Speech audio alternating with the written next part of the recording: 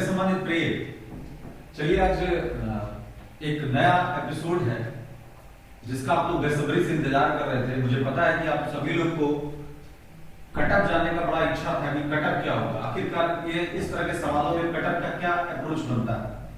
तो घबराने की जरूरत नहीं है।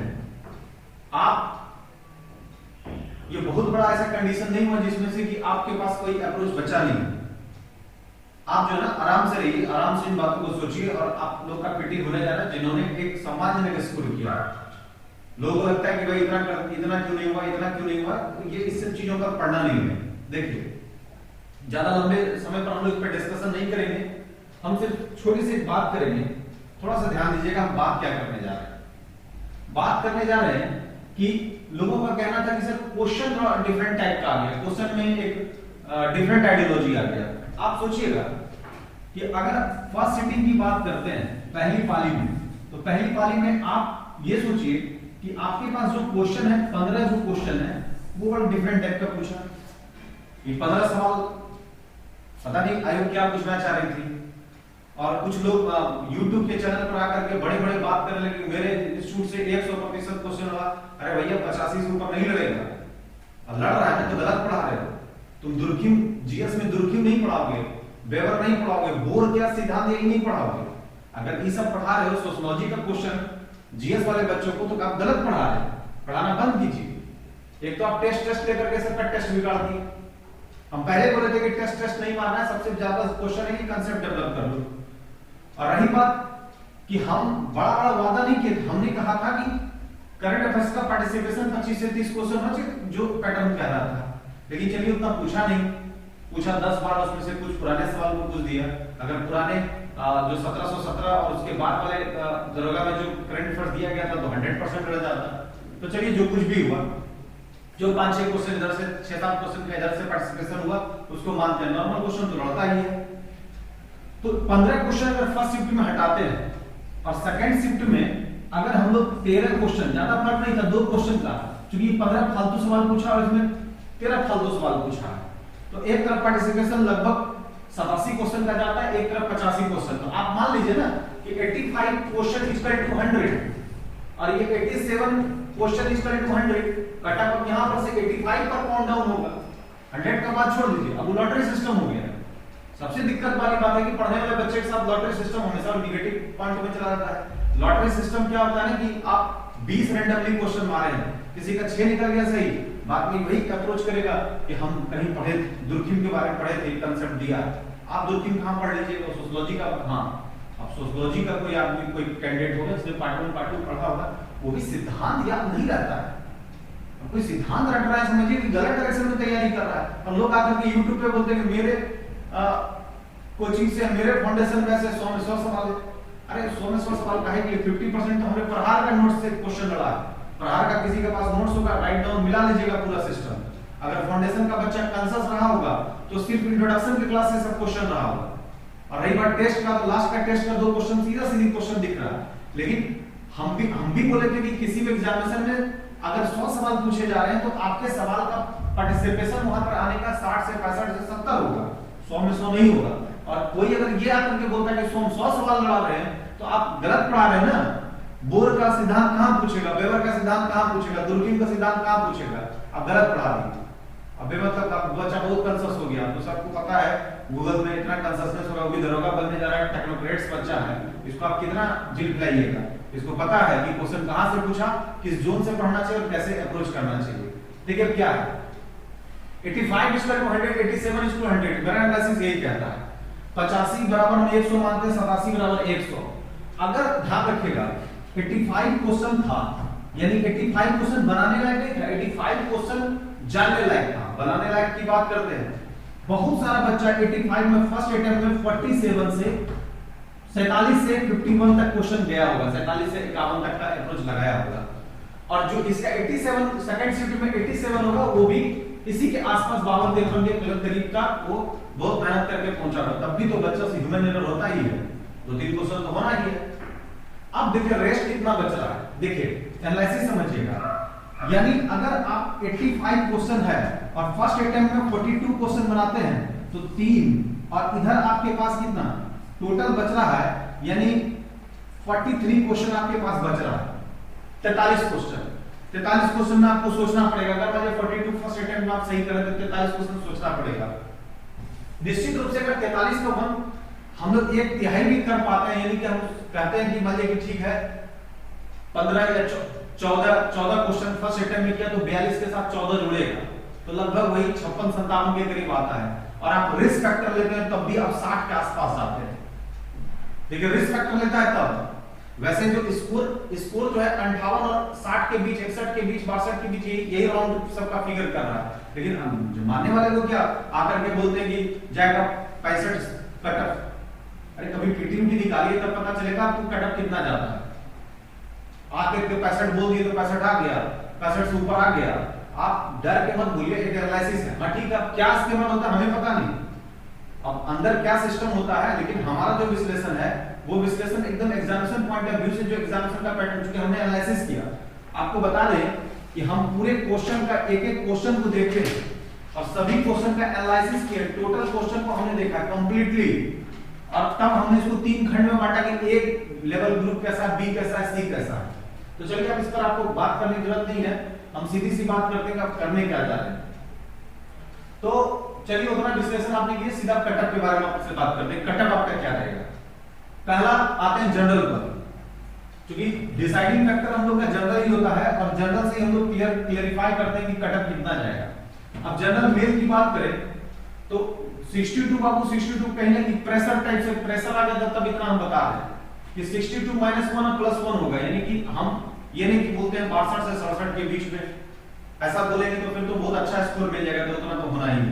अगर हम बोलते हैं कि 62 से 67 के बीच में पक्का कोई स्कोर तो होगा ही। लेकिन हम अब क्या है, आपसे ध्यान रखिएगा कि 62 आप रखिए मिडिल में, -1 +1 हो सकता है, यानी हमको सबसे बेहतर स्कोर 61-60 यही स्कोर लग रहा है जनरल के मेल का। रही फीमेल का बात तो 53 के करीब, यानी 53 -1 +1 जो भी, एक घटा दीजिए एक बढ़ा दीजिए, एग्जैक्ट पता होता तो एक बार में आपसे बोल ही देते, काहे इतना लंबा एनालिसिस करते, एक बार में आपको क्लैरिफाई कर देते कितना स्कोर आ रहा है। अब देखिए नेक्स्ट जो हम लोग के पास है ईडब्ल्यूएस था। अब चूंकि धीरे धीरे ईडब्ल्यूएस और जनरल के बीच में जो राहें हैं ना वो कम होते चली गई। पहले एक लंबा डिफरेंसेस होता था, धीरे धीरे कम हो गया। फिर भी है ईडब्ल्यूएस में अगर 57 के आसपास है, 58-59 के करीब है मेल में, और फीमेल में 50 के यानी 49-48 के आसपास है, तो ईडब्ल्यूएस में आप मेंस की तैयारी में लग जाइए, इसमें कहीं कोई दिक्कत नहीं है। क्योंकि बहुत अच्छा स्कोर है, ये बहुत कम स्कोर नहीं है। अगर आप इतना कर पाए इस तरह के क्वेश्चन में जिसमें दुर्कीम का सिद्धांत पूछ रहा है, वेबर का सिद्धांत पूछ रहा है, बोर का सिद्धांत पूछ रहा है, अरे भैया सिद्धांत पूछ लो। इकोनॉमिक्स के सिलेबस में पार्टिसिपेशन नहीं है, मेंस के सिलेबस का पार्टिसिपेशन, वहां सवाल पूछ रहे हैं, क्वेश्चन को स्टैटिस्टिकल डाटा आप ज्यादा पूछ रहे हैं, जो करंट अफेयर्स का जो अप्रोच का क्वेश्चन था उसको नहीं पूछ के कुछ और पूछ रहे हैं। मतलब आप अपना कर्तव्य दिखा रहे थे कि देखो हम कितना कर्तव्य दिखा सकते हैं, लेकिन उस बच्चों के बारे में तो सोचते कि जो लगातार एक साल जो है ना अपने आपके 2 पॉइंट सिलेबस पर अपने काम को करना। और रही बात कंसेप्ट का, ठीक है कंसेप्चुअल सवाल आपने पूछा, हम इसीलिए आपके 85, तो निश्चित तौर पर अगर आप क्वेश्चन टफ किए और फालतू क्वेश्चन का समावेशन किए, इससे देखिए फायदा किसको हो जा रहा है कि जो इसका अंदाज पे क्वेश्चन ज्यादा सही हो जाता है, वो ज्यादा सही कर देगा। मान लीजिए कोई बच्चा होता है, वो हम उसको भागवादी बोलते हैं, कभी कभी देखिएगा कि 15 को मारा तो उसका 8 गुना वो सही निकल गया, और उसे पूछिएगा कि कैसे तुम्हारा तो बहुत ज्यादा सही निकल गया। एक बार पढ़े थे, एक बार हमको कहीं लगता है कि कहीं हम किताब उल्टा रहे थे, एक बार हमको बुझा गया था, तो हमको याद था, तो हमारे अंदर सही हो गया तब वो ना सेटिस्फैक्शन वाला बात बोल रहा है, गलत हो जाता तो नहीं बोलता। तो कहीं कहीं कुछ न कुछ लॉटरी सिस्टम हो जाता है। आप वैसे क्वेश्चन को आप दीजिए, जो सिलेबस है उसी को थोड़ा सा आप क्रिटिकल करके दीजिए ना, ताकि बच्चे बना पाए। तो ईडब्ल्यूएस में मेल -1 57 +1, फीमेल में 50-49 हो जाए, 51 है, कोई बहुत बड़ा ब्रह्मा जी का लकीर नहीं, 48 भी हो सकता है, तो आप घबराइएगा नहीं। अगर इसके आसपास आपका स्कोर आ रहा है तो आप सेफ जोन में हैं। अब देखिए रही बात ओबीसी का मेल का, तो देखिए अब ओबीसी और जनरल में कोई बहुत बड़ा फर्क रहा नहीं, हमेशा से एकदम क्लोज सिस्टम रहा। तो इसमें भी हमने 59 -1 +1 किया, अगर 58 है या फिर 60 हो जाए, ऐसा स्कोर दोनों आसपास होगा। अब फीमेल में हमने दो बाउंड्री लाइन लिखा है। अगर ओबीसी महिला है तो देखिए आपको पता होगा कि ओबीसी महिला का 35% लेटरल एंट्री तो है, अगर 100 सीट है तो 35% सामने उसको मिल रहा है पैरेलल रिजर्वेशन। और 3% अलग से, मतलब आपके लिए सुरक्षित में एक सुरक्षित जोन है, आप घबराइएगा नहीं। ओबीसी फीमेल वो तो समझिए रामबाण है यहाँ के लिए। ओबीसी मेल का 59 +1 -1 देख लीजिएगा, 58 भी है या 60 के आसपास है, तो 58 59 के करीब आपका स्कोर जा रहा है। और फीमेल में अगर हम लोग बात करते हैं तो फीमेल में 35% लेटरल एंट्री में 48 के करीब जाएगा, 47 चला जाए, यानी हम इसको माइनस प्लस कर सकते हैं, 47 नीचे ही जाएगा, 47 के करीब, ऊपर तो नहीं जाएगा। और अगर 3% इधर इसमें अगर आपका सिलेक्शन नहीं हो पाए 3% में, तो 40 के आसपास का कहानी हो जाता है। तो हम एक चीज आपको बताना चाहते हैं कि जनरल और ईडब्ल्यूएस को छोड़कर फीमेल में अगर 40 से 45 का स्कोर आपका आ रहा है, इस 40 to 45 के करीब आ रहा है, तो आपकी एंट्री हो रही है, आप घबराने का आपको जरूरत नहीं है। देखिए फिर उसका ये सिस्टम दिख रहा है। ईबीसी 56 -1 +1 कर लीजिए, 55 भी हो सकता है, 57 भी हो सकता है। और ईबीसी में फीमेल का 45 घट भी सकता है, 44। हम क्या बोल रहे हैं, 40 से 45 के बीच में फीमेल का स्कोर होगा, सिर्फ जनरल और इसको छोड़ करके, ईडब्ल्यूएस को छोड़ करके। अब रही बात एससी का, एससी में 53 मेल का हम लोग प्लस माइनस कर दीजिए, एक नंबर बढ़ सकता है, एक नंबर घट सकता है। और फीमेल में 42 प्लस माइनस एक नंबर बढ़ सकता है और एक नंबर घट सकता है। रही बात एसटी का, तो चूंकि नंबर ऑफ सीट्स कम है, तो ऐसे सिचुएशन में क्या होता है कि इसका स्कोर हमेशा बढ़ जा रहा है, तो इसका 54 मेल का रहेगा और फीमेल का 43 के आसपास रहेगा। तो बस इतना समझिए कि अगर आप 60 के आसपास का आपका स्कोर है, 162 के करीब आपका आ रहा है, तो आपको घबराने की जरूरत नहीं, आप मेंस की तैयारी कीजिए। और ये कभी मत दिमाग में सोच लीजिएगा कि सर पीटी में ऐसा सवाल पूछा तो मेंसों में इसी तरह दुर्की मुर्की में पढ़ना पड़ेगा, नहीं। अरे एक आध बार छकाता है, बार बार नहीं होगा। अगले बार आपके फाउंडेशन का जो क्वेश्चन है, आप एक बार करो ना, कि जितने बच्चों को ये सेटिस्फैक्टरी मूवमेंट नहीं होता तो एक बार आइए, कुछ बच्चों को हमने एक काम दे दिया कि फाउंडेशन बैच का अंडरलाइन करके चीजों को दिखा दो। लगभग 80 से 85 सवाल पॉपुलर सवाल पूछा है, तो उस 80-85 सवाल में करंट अफेयर्स को छोड़कर जो फाउंडेशन के सवाल हैं, लगभग 40 से 45 जो फर्स्ट राउंड में आप 47 स्कोर करते हैं, या करंट अफेयर्स को जोड़ के 50 के आसपास का स्कोर आता है। अब डिपेंड करता है 10 और 12 लीड करने का, तो अगर आप रिस्क लीजिएगा तो माइनस होने का भी तो चांसेस बनता है। तो ऐसे सिचुएशन में ये प्रेशर मेरे ऊपर है, तब हम इतना स्कोर बता रहे हैं कि 61% के करीब जाएगा, उससे कम भी हो सकता है। तो घबराने की जरूरत नहीं है, स्कोर सही है, बशर्ते आयोग किसी तरह से इधर उधर का बात ना करे, एकदम साफ सुथरे तरीके से, जिस तरीके से इसका परीक्षा का आयोजन किया है, हम आशा और विश्वास रखते हैं कि इसी तरह का रिजल्ट का भी वो साफ सुथरे तरीके से दे।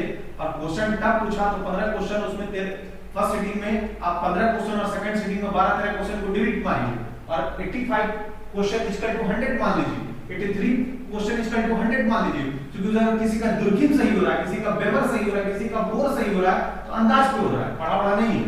और इसकी सही अगर हो भी रहा है तो पक्का उसको सोशियोलॉजिकल स्टूडेंट होगा, सामाजिक शास्त्र से पढ़ाई किया होगा, या फिर कहीं उसको स्टेट बोर्ड में मिल गया होगा, या फिर वो इधर उधर का अटपटा चीज पढ़ता होगा। और रहा बात 100 का 100 सवाल, तो दावा करते हैं कि 100 का 100 सवाल किसी के बस के बूते के बाहर। ये सब जो दावा कर रहे हैं ना कि 100 में 100 सवाल है, एक बार बैठिए परीक्षा में, पीटी दीजिए, पीटी का रिजल्ट लाइए, मेंस का रिजल्ट लाइए, तब आपको पता चलेगा कि लेवल क्या होता है।